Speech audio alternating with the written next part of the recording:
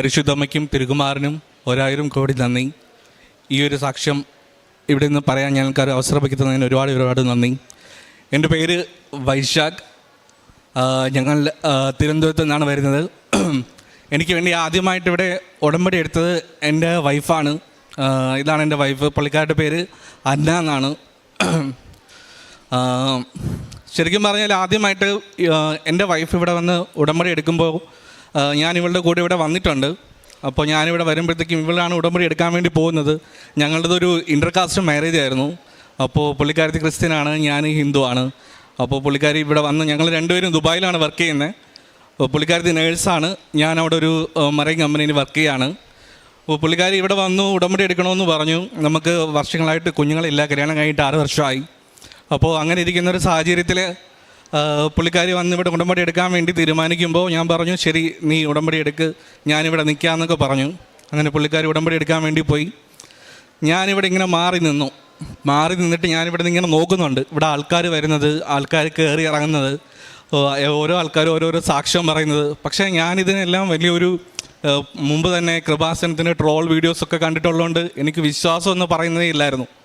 ഞാൻ ഒന്നിനും ശ്രദ്ധിക്കുന്നില്ലായിരുന്നു. ഞാൻ ആലോചിക്കുന്നതെന്ന് പറഞ്ഞാൽ ഇവിടെ എത്രത്തോളം ആൾക്കാർ വരുന്നു, എത്രത്തോളം വരുമാനം വരുന്നു, ഇങ്ങനെയൊക്കെയാണ് ഞാൻ ചിന്തിച്ചുകൊണ്ടിരുന്നത്. വളരെ നെഗറ്റീവായിട്ടുള്ള കാര്യങ്ങളായിരുന്നു എൻ്റെ മനസ്സിൽ അന്ന് പൊയ്ക്കൊണ്ടിരുന്നത്. അപ്പോൾ അങ്ങനെ ഞാനിവിടെ വന്നു. തിരിച്ച് പുള്ളിക്കാരി വന്നു ഉടമ്പടി എടുത്ത് കഴിഞ്ഞു എന്ന് പറഞ്ഞു. ഞാൻ പറഞ്ഞു ഓക്കെ ശരി നമുക്ക് പോകാമോ എന്ന് ചോദിച്ചു. പോകാമെന്ന് പറഞ്ഞു. നമ്മൾ തിരിച്ചുപോയി ഞങ്ങൾ ദുബായിക്ക് പോയി. നമുക്ക് വളരെ ശരിക്കും നമ്മൾ അന്ന് നാട്ടിൽ വന്നതെന്ന് പറഞ്ഞാൽ ഞാൻ ദുബായിൽ നിന്ന് ഞങ്ങളൊരു ലോൺ എടുത്തിട്ടുണ്ടായിരുന്നു. ആ ലോണിൽ ഒരു വീട് വച്ചിട്ടുണ്ടായിരുന്നു, കുറച്ച് സ്ഥലം വാങ്ങിച്ചിട്ടുണ്ടായിരുന്നു. ദൈവമാണ് നിങ്ങൾക്ക് എല്ലാ കാര്യങ്ങളും നടത്തി തരുന്നതെന്നുള്ളത് മറന്നുകൊണ്ടാണ് ജീവിച്ചിരുന്നത് സത്യം പറഞ്ഞാൽ. പക്ഷേ ഇവിടെ വരുമ്പോൾ പോലും അങ്ങനെ ഒരു അനുഗ്രഹം എനിക്ക് ദൈവം ആ സമയത്ത് തന്നിട്ട് പോലും ഞാൻ നന്ദിയൊന്നും പറഞ്ഞിട്ടില്ല. ഞാൻ മിണ്ടാതെ ഇവിടുന്ന് ഒരു അനലൈസേഷനും ഒരു വാലിഡേഷനും ഒക്കെ ഇവിടെ നടത്തിയിട്ട് ഞാനങ്ങ് പോയി. തിരിച്ച് ദുബായി ചെന്ന് ഞാൻ അങ്ങോട്ട് നമ്മുടെ നോർമൽ ജീവിതം അങ്ങനെ നയിച്ചുകൊണ്ടിരിക്കുമ്പോഴത്തേക്കും ഒരു ദിവസം ഇവളെന്നോട് പറഞ്ഞു, ഇവൾ നേഴ്സാണ്, ഇവളെന്നോട് പറഞ്ഞു എനിക്ക് നിൻ്റെ തൊണ്ടയിൽ ഒരു ചെറിയ മുഴ പോലെ തോന്നുന്നു എന്ന് പറഞ്ഞു. ഞാൻ പറഞ്ഞു മുഴയോ? പറഞ്ഞാൽ മുഴ പോലെ തോന്നുന്നു എന്ന് പറഞ്ഞു. അപ്പോൾ ആ സമയത്ത് ഞാൻ ഇതിനെക്കാട്ടും കുറച്ചും കൂടെ വണ്ണമുണ്ട്. അപ്പോൾ ഞാൻ എന്ത് ചെയ്തെന്ന് പറഞ്ഞാൽ ഞാൻ പറഞ്ഞത് വണ്ണത്തിൻ്റെ ആയിരിക്കുമെന്ന് പറഞ്ഞു. എങ്കിലും ഞാൻ സാധാരണ അവിടെ ഒരു ക്ലിനിക്കിൽ പോയി ചെക്ക് ചെയ്തു. ദുബായിൽ ഒരു മെഡിസിൻ ഫെസിലിറ്റി ഒന്നും ഒരിക്കലും നമുക്ക് പറയാൻ പറ്റത്തില്ല നമ്മുടെ നാട്ടിന് എത്ര അഡ്വാൻസ്ഡ് ആണെന്ന് ഞാൻ ഒരിക്കലും പറയില്ല. അപ്പോൾ ഞാനവിടെ ചെന്നപ്പോഴത്തേക്കും അവരും പറഞ്ഞു ഇത് വലിയ ഇതായിട്ട് തോന്നുന്നില്ല, നിങ്ങൾ വെയിറ്റ് ഒബിസിറ്റി ആണ്, നിങ്ങൾക്ക് കൂടുതൽ വെയിറ്റ് ഉണ്ട്, നിങ്ങൾ വെയിറ്റ് കുറയ്ക്കാൻ നോക്കൂ എന്നൊക്കെ പറഞ്ഞ് എന്നെ അങ്ങ് വിട്ടു. അപ്പോൾ ഞാൻ വെയിറ്റ് കുറച്ച് കഴിഞ്ഞപ്പോഴത്തേനും പുള്ളിക്കാരത്തി വീണ്ടും എന്നെ ഒന്ന് നോക്കിയിട്ട് പറഞ്ഞു ഇല്ല എനിക്ക് എന്തോ ചെറിയൊരു സംശയം, ചെറിയ മുഴ പോലെ തോന്നുന്നു എന്ന് പറഞ്ഞു. ഞാൻ പറഞ്ഞു ശരി ഞാനൊരു കാര്യം ചെയ്യാം, ഞാൻ പോയി വേറൊരു നല്ലൊരു ഡോക്ടറെ കാണാമെന്ന് പറഞ്ഞു. ഞാൻ ഡോക്ടറെ പോയി കണ്ടപ്പോഴത്തേനും ഡോക്ടർ എന്നോട് പറഞ്ഞു ഒരു കാര്യം ചെയ്യാം, നമുക്ക് ഒരു FNAC ചെയ്യാമെന്ന് പറഞ്ഞു. അപ്പോൾ ഞാൻ പറഞ്ഞു FNAC ചെയ്യേണ്ട കാര്യമുണ്ടോ? അപ്പോൾ പറഞ്ഞു ചെയ്ത് നോക്കാമെന്ന് പറഞ്ഞു. ഓക്കെ ശരി എങ്കിൽ FNAC ചെയ്യാമെന്ന് പറഞ്ഞു. അങ്ങനെ FNAC ചെയ്യാൻ വേണ്ടി തീരുമാനിച്ചപ്പോഴത്തേനും പുള്ളിക്കാരൻ എന്നോട് പറഞ്ഞു, നേഴ്സായതുകൊണ്ട് തന്നെ അവളെന്നോട് പറഞ്ഞു നാട്ടിൽ ജസ്റ്റ് പോയി ചെയ്തേക്ക്, ഇവിടെ നിന്ന് ചെയ്യണം, നാട്ടിൽ പോയി ചെയ്തേക്കാൻ പറഞ്ഞു. ഞാൻ പറഞ്ഞു നാട്ടിൽ പോകണോ? അവർ നാട്ടിൽ പോകാം. ഞാൻ പറഞ്ഞു നമുക്ക് ഇപ്പം വീട് വാങ്ങിച്ചേ ഉള്ളൂ, ഇപ്പം പെട്ടെന്ന് നാട്ടിലേക്ക് പോയി ചെയ്തിട്ട് വരാമെന്ന് പറഞ്ഞാൽ ജോലിയെ ബാധിക്കും, ലീവ് കഴിഞ്ഞ് എത്തിയതേ ഉള്ളൂ എന്നൊക്കെ പറഞ്ഞു. പുള്ളിക്കാരൻ പറഞ്ഞു ഇല്ല നീ ഒന്ന് നാട്ടിൽ പോയി ചെയ്തിട്ട് വാന്ന് പറഞ്ഞു. ഞാൻ പറഞ്ഞു ശരി എങ്കിൽ നാട്ടിൽ പോകാമെന്ന് പറഞ്ഞു. ഞാൻ പെട്ടെന്ന് ഇവിടെ വന്നു. ഇതൊക്കെ വിത്തിൻ സ്പാൻ ഓഫ് ടൈമാണ്, ചെറിയ സമയത്തിനിടയിൽ സംഭവിക്കുന്ന കാര്യങ്ങളാണ്. ഞാൻ നാട്ടിൽ വന്നു ചെക്ക് ചെയ്തപ്പോഴത്തേനും അവർ പറഞ്ഞു എമർജൻസി ആയിട്ട് സർജറി ചെയ്യണമെന്ന് പറഞ്ഞു. തൈറോയ്ഡ് ഗ്ലാൻഡിൻ്റെ മുകളിലാണ് മുഴയുള്ളത്, അപ്പോൾ എമർജൻസി ആയിട്ട് സർജറി ചെയ്യണമെന്ന് പറഞ്ഞു. അപ്പോൾ ഞാൻ ആദ്യം വലിയ കാര്യമായിട്ട് എടുത്തില്ല. ഞാൻ പറഞ്ഞു നമുക്ക് വേറെ ഡോക്ടറെ കൂടെ കാണാമെന്ന് പറഞ്ഞു. ഞാൻ വേറെ ഡോക്ടറെ പോയി കണ്ടപ്പോൾ ഡോക്ടർ പറഞ്ഞു ഇല്ല സർജറി ചെയ്തേ പറ്റുള്ളൂ. അൾട്രാസൗണ്ട് ചെയ്തപ്പോഴത്തേക്കും തൈറോയ്ഡ് ഗ്ലാൻഡിൻ്റെ മുകളിലൊക്കെ നോഡ്യൂൾസ് ഉണ്ട്, ബെറ്റർ നമുക്കത് മൊത്തത്തിൽ അങ്ങ് എടുത്ത് മാറ്റി വയ്ക്കാം, പിന്നെ വേറെ എന്തെങ്കിലും പ്രശ്നം ഉണ്ടെങ്കിൽ നമുക്ക് അന്നേരം നോക്കാമെന്ന് പറഞ്ഞു. അപ്പോൾ അങ്ങനെ ഇത് സർജറി ചെയ്യാൻ വേണ്ടി എല്ലാം തീരുമാനിച്ചു. കാരണം അപ്പോഴും ഞാൻ ആലോചിക്കുന്നതെന്ന് പറഞ്ഞാൽ ഫിനാൻഷ്യലി ഭയങ്കരമായിട്ട് ടൈറ്റായിട്ട് പൊയ്ക്കൊണ്ടിരിക്കുന്ന ഒരു സിറ്റുവേഷനാണ്. ലോണുണ്ട്, ലീവ് എടുത്തു കഴിഞ്ഞാൽ സാലറി കിട്ടത്തില്ല, ഇങ്ങനെയൊക്കെയുള്ള കാര്യങ്ങൾ ഞാനിങ്ങനെ ആലോചിച്ചുകൊണ്ടിരിക്കുകയാണ്. അപ്പോൾ സർജറി ചെയ്യാൻ വേണ്ടി തീരുമാനിച്ചു, ഉറപ്പിച്ചു ഓക്കെ സർജറി ചെയ്യാം. സർജറി ചെയ്തു, തൈറോയ്ഡ് ഗ്ലാൻഡ് റിമൂവ് ചെയ്തിട്ട് സാമ്പിൾ അയച്ചു കഴിഞ്ഞപ്പോഴത്തേനും അവിടെ നിന്ന് ബയോപ്സി റിപ്പോർട്ട് വന്നു, ക്യാൻസറൽ സെൽസ് ഉണ്ടെന്ന്. അതായത് തൈറോയ്ഡ് ക്യാൻസർ ആണെന്ന് പറഞ്ഞു. അപ്പോൾ ഡൗണായി, മൊത്തത്തിൽ ഡൗണായി. എന്ത് ചെയ്യണമെന്ന് അറിയത്തില്ല, ഒരു രക്ഷയില്ല. എന്താണ് അവസ്ഥയെന്ന് പറഞ്ഞാൽ പുള്ളിക്കാരി എൻ്റെ കൂടെ ഇല്ല, പുള്ളിക്കാരി അങ്ങാണ്, ദുബായിലാണ്. ഞാൻ മാത്രമാണ് വന്ന് ചെയ്തത്. അപ്പോൾ ഇവിടെ വന്ന് ചെയ്തപ്പോഴത്തേക്കും എനിക്ക് ഏതാണ്ട് സർജറിയും റെസ്റ്റും ബയോപ്സി റിപ്പോർട്ട് വരാനും എല്ലാം കൂടി ചേർത്തൊരു 1.5-2 മാസത്തോളം സമയമെടുത്തു. അപ്പോൾ ഞാനങ്ങനെ വെയിറ്റ് ചെയ്ത് നിൽക്കുമ്പോൾ, എന്ത് ചെയ്യണമെന്ന് അറിഞ്ഞൂടാ നിൽക്കുമ്പോൾ, എൻ്റെ വീട്ടിലൊരു സാഹചര്യം എന്ന് പറഞ്ഞാൽ എൻ്റെ അച്ഛൻ ആൻജിയോപ്ലാസ്റ്റി കഴിഞ്ഞ് ഹാർട്ട് പേഷ്യൻ്റാണ്. അമ്മയെന്ന് പറഞ്ഞാൽ ഇമോഷണലി ഭയങ്കര വീക്കായിട്ടുള്ള ഒരാളാണ്. അനിയനെന്ന് പറഞ്ഞാൽ സംസാരിക്കില്ല. പുതിയ വീടുണ്ട്, ലോണുണ്ട്, ബാധ്യതകൾ നിറഞ്ഞു നിൽക്കുന്നു. എനിക്കറിയത്തില്ല എന്ത് ചെയ്യണമെന്ന്. ഇവളോട് പറയാനും വയ്യ, ഇവളവിടെ നിൽക്കുകയല്ലേ, എന്ത് ചെയ്യണമെന്ന് ഇങ്ങനെ സ്റ്റക്കായിട്ട് നിൽക്കുകയാണ്. അങ്ങനെ നിൽക്കുമ്പോഴാണ് അപ്പോഴും മുന്നേ എനിക്ക് നല്ലൊരു ജോലി കിട്ടുന്ന ആ ഒരു സമയം വരെയൊക്കെ ഞാൻ അത്യാവശ്യം ബൈബിൾ വായിക്കുമായിരുന്നു. ഞാൻ ദൈവത്തോട് അത്യാവശ്യം നന്ദി കാണിക്കുന്നൊരു വ്യക്തിയായിരുന്നു. മനുഷ്യൻ്റെ അഹങ്കാരം തന്നെയാണ് എനിക്കത് കുറച്ച് കൂടുതലുമായിരുന്നു ആ സമയത്ത്. ഒരു കുഴപ്പമില്ലാത്ത ജോലി ഉണ്ടെന്നുള്ളൊരു അഹങ്കാരം തന്നെയാണ്, ഞാനത് അംഗീകരിക്കും നിന്നും. ആ ഒരു സാഹചര്യത്തിൽ ഞാൻ ബൈബിള് വീണ്ടും തുറക്കുമ്പം എനിക്ക് കിട്ടുന്ന വചനം എന്ന് പറഞ്ഞാൽ, അപ്പന് മക്കളോട് കരുണ തോന്നുന്ന പോലെ യഹോവയ്ക്ക് നിന്നോട് കരുണ തോന്നുന്നു. അപ്പോൾ ഞാൻ വീണ്ടും പഴയതുപോലായി. സത്യം പറയാലോ, ഞാൻ പഴയതുപോലായി. ഞാൻ ഇവിടുത്തെ കാര്യം പറഞ്ഞു തുടങ്ങി. ഇവൾക്ക് ഫുൾ ഡെസ്പായി. ഇവളവിടെ ഒരുമാതിരി ഡിപ്രഷൻ പോലെ ആയി.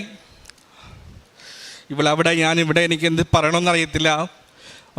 പുള്ളിക്കാരുടെ വീട്ടിലാണെങ്കിലും അച്ഛനമ്മയും എല്ലാവരും ഏജായിട്ടുള്ള ആൾക്കാരാണ്. പുള്ളിക്കാരുടെ ചേച്ചിയുണ്ട്, പുള്ളിക്കാരുടെ ചേച്ചി പക്ഷേ ഇവിടെ അല്ല, അവരെല്ലാവരും UK-നാണ്. അപ്പം എനിക്ക് അപ്പുറത്തെ സൈഡിലും ഫാദറിൻ്റെ അടുത്തും മദറിൻ്റെ അടുത്തും അങ്ങനെയൊന്നും ആരടുത്തൊന്നും പറയാൻ പറ്റത്തില്ല. എൻ്റെ അനിയൻ്റെ അടുത്ത് പോലും എനിക്ക് കൂടുതൽ ഡിസ്കസ് ചെയ്യാൻ പറ്റത്തില്ല, കാരണം അവനും സംസാരശേഷി ഇല്ലാത്ത ഒരാളാണ്. മൊത്തത്തിൽ ജീവിതം സ്റ്റക്കാണ്. ആ ഒരു സാഹചര്യത്തിലാണ് ഡോക്ടർ പറയുന്നത്, നമുക്ക് ട്രീറ്റ്മെൻറ്റ് സ്റ്റാർട്ട് ചെയ്യണം. ട്രീറ്റ്മെൻറ്റ് സ്റ്റാർട്ട് ചെയ്യാൻ വേണ്ടി ഇത്രയൊക്കെ വെച്ച് കാശാവും, ഇത്രയൊക്കെയാണ് ഇതിൻ്റെ എമൗണ്ട് ആവാൻ പോകുന്നതെന്ന് പറഞ്ഞു. അപ്പോൾ ഞാൻ എപ്പോഴും ഒരു ബാക്കപ്പ് കൺസിഡർ ചെയ്ത് പോകുന്നതാണ്. ഒരു എമർജൻസി ആയിട്ട് ഒരു ഇതേപോലെ ഒരു മെഡിക്കൽ ആവശ്യം വന്നു കഴിഞ്ഞാൽ എന്ത് ചെയ്യും. അപ്പോൾ കാരണം നമ്മുടേത് ഒരു ഇൻ്റർകാസ്റ്റ് മാരേജ് ആയതുകൊണ്ട് തന്നെ പുള്ളിക്കാരുടെ ഫാമിലി എല്ലാവരും ഞങ്ങളുമായിട്ട് നല്ല സഹകരണത്തിലാണിപ്പോൾ.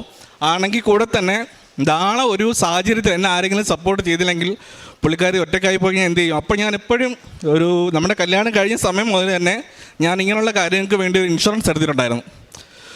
അപ്പോൾ ഞാൻ അതിലൊന്ന് സ്റ്റിക്ക് ഓൺ ചെയ്ത് നിന്നു. ഓക്കെ, ഇത് വെച്ച് കുഴപ്പമില്ല, ഇതിലെല്ലാം കാര്യങ്ങൾ നടക്കും.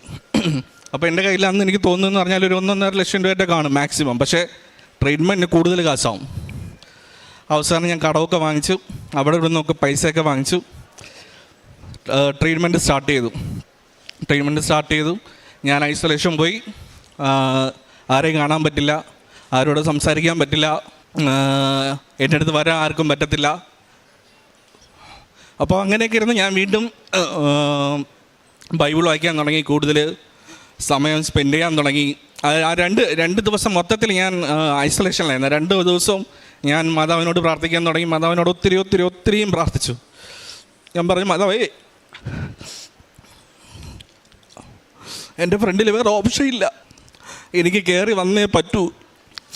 അങ്ങനെ ഞാൻ ട്രീറ്റ്മെൻറ്റ് കഴിഞ്ഞ് പുറത്തിറങ്ങിയപ്പോൾ ഡോക്ടർ എന്നോട് പറഞ്ഞു, ഇപ്പോൾ കുഴപ്പമില്ല, നമുക്ക് ഫസ്റ്റ് ലെവൽ ട്രീറ്റ്മെൻറ്റ് കഴിഞ്ഞു, ഇനി സെക്കൻഡ് ലെവൽ നമുക്ക് ഇതിൻ്റെ സ്കാനിങ് വരും. പക്ഷേ നോർമൽ ലൈഫ് നിങ്ങൾക്ക് ലീഡ് ചെയ്യാം, നിങ്ങൾക്ക് പോകാം, തിരിച്ച് ദുബായിക്ക് പോകാം, പ്രശ്നമൊന്നുമില്ല എന്ന് പറഞ്ഞു. അപ്പോൾ തിരിച്ച് പോകുന്നതിന് മുന്നേ ഞാൻ ഇവളോട് പറഞ്ഞു, ഇല്ല, എനിക്ക് കൃപാസനം പോകണം, നമുക്ക് കൃപാസനത്തിൽ പോയി ഒന്ന് പ്രാർത്ഥിക്കണം, അതിനുശേഷം നമുക്ക് തിരിച്ചു പോകാമെന്ന് പറഞ്ഞു. അപ്പോൾ എന്നോട് എല്ലാവരും വഴക്ക് പറഞ്ഞു. ഇപ്പോൾ ട്രീറ്റ്മെൻറ്റ് കഴിഞ്ഞ് ഇറങ്ങിയതേ ഉള്ളൂ. കാരണം ഈവൻ ഞാൻ എയർപോർട്ടിൽ പോയാൽ വരെ തൈറോയിഡ് പേഷ്യൻസിനൊക്കെ അറിയാൻ പറ്റും. നമ്മൾ റേഡിയേഷൻ എയർപോർട്ടിൽ വരെ നമ്മളെ സ്കാൻ ചെയ്ത് പിടിച്ച് നിർത്തും. അപ്പോൾ അങ്ങനത്തെ ഒരു സിറ്റുവേഷനിൽ ഇപ്പോൾ പെട്ടെന്ന് കൃപാസനത്തിലൊക്കെ പോകുമെന്ന് പറഞ്ഞാൽ അതെങ്ങനെ ശരിയാവും. അപ്പോൾ ഞാൻ പറഞ്ഞു, കുഴപ്പമില്ല, നമുക്ക് പോകാമെന്ന് പറഞ്ഞു. ഓക്കെ, അങ്ങനെ ഞാൻ കുറച്ച് വെയിറ്റ് ചെയ്തു. ഞാൻ ലീവ് കമ്പനിയിൽ എക്സ്ട്രാ ചോദിച്ചു. ഓക്കെ, അവർ കമ്പനി എനിക്ക് സാങ്ഷൻ ചെയ്ത് തന്നു. ഞാൻ വെയിറ്റ് ചെയ്തു. എല്ലാം കംപ്ലീറ്റ്ലി റിക്കവറായതിന് ശേഷം ഞാൻ ഇവിടെ വന്നു ഞാൻ മാതാവിനോട് പ്രാർത്ഥിച്ചു. അപ്പോൾ ഞാൻ പ്രാർത്ഥിക്കുമ്പോൾ ഞാൻ പറഞ്ഞതെന്ന് പറഞ്ഞാൽ, ഞാൻ എത്തുമ്പോൾ ലേറ്റായി. അപ്പോൾ എനിക്ക് ഉടമ്പടി എടുക്കാൻ പറ്റില്ല എന്ന് എനിക്ക് മനസ്സിലായി. അപ്പോൾ ഞാൻ മാതാവിനോട് പറഞ്ഞു, മാതാവ്, എനിക്ക് ഉടമ്പടി എടുക്കാൻ പറ്റില്ല എന്ന് എനിക്കറിയാം, പക്ഷേ ഇനി ഞാൻ അഹങ്കാരിയാവല്ല്, ഇനി എനിക്ക് നിത്യതയിൽ ജീവിക്കാൻ പറ്റണം, അടുത്ത തവണ എനിക്ക് വരുമ്പം എന്നെ ഉടമ്പടി എടുക്കാൻ യോഗ്യനാക്കി തരണം. ഇത്രയും പറഞ്ഞുകൊണ്ട് ഞാൻ ഇവിടുന്ന് പോയി. പക്ഷേ ഞാൻ അച്ഛൻ്റെ ധ്യാനം കേൾക്കുമായിരുന്നു. എന്തൊക്കെ കാര്യങ്ങളാണ് ചെയ്യേണ്ടത് ഇതെല്ലാം ഞാൻ ശ്രദ്ധിച്ച് കേൾക്കുമായിരുന്നു.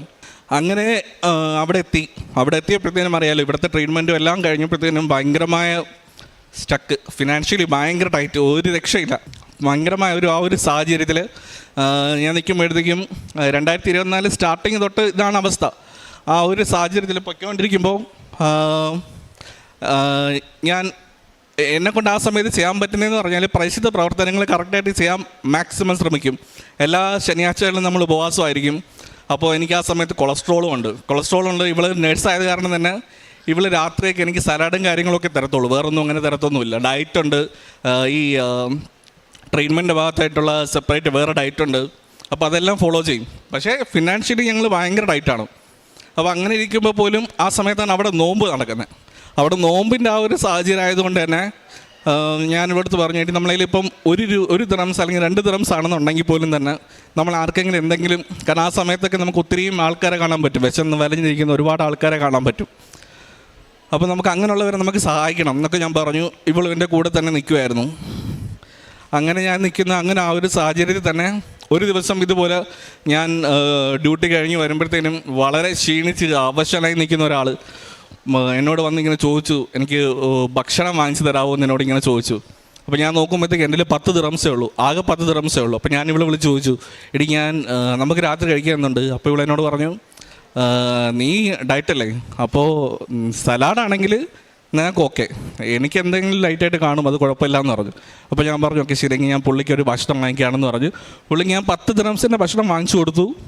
പുള്ളി പോയി, ഞാൻ തിരിച്ച് വീട്ടിൽ പോയി. പക്ഷേ ആ പുള്ളി ഭയങ്കരമായിട്ട് സന്തോഷിച്ചു, എന്നെ തലയൊക്കെ വെച്ച് അനുഗ്രഹിക്കുകയൊക്കെ ചെയ്തു. ഓക്കെ എന്നൊക്കെ പറഞ്ഞു.